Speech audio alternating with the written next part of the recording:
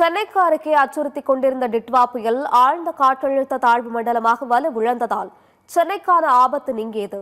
வங்கக்கடல் மற்றும் அதனை ஒட்டிய இலங்கை கடலோர பகுதியில் கடந்த 27ஆம் தேதி உருவான டிட்வா புயல் இலங்கையில் கோர தாண்டவமாடி பெரும் சீரழிவை ஏற்படுத்தியது.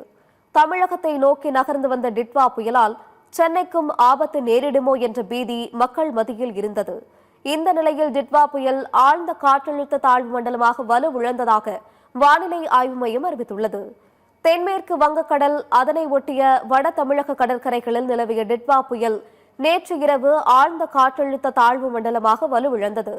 வடக்கு திசையில் மணிக்கு 10 கிலோமீட்டர் வேகத்தில் நகர்ந்து வரும் ஆழ்ந்த காற்றழுத்த தாழ்வு மண்டலம் சென்னைக்கு தெற்கே தென்கிழக்கே 90 கிலோமீட்டர் தொலைவில் மையம் கொண்டுள்ளது. வடக்கு திசையில் நகர்ந்து இன்று மதியம் காற்றழுத்த தாழ்வு மண்டலமாக வலுவிழக்கக்கூடும் என்று வானிலை ஆய்வு மையம் கணித்துள்ளது. மேலும் இன்று முதல் கடல் சீற்றமும் மழையும் படிப்படியாக குறையும் என்றும் கணிக்கப்பட்டுள்ளது.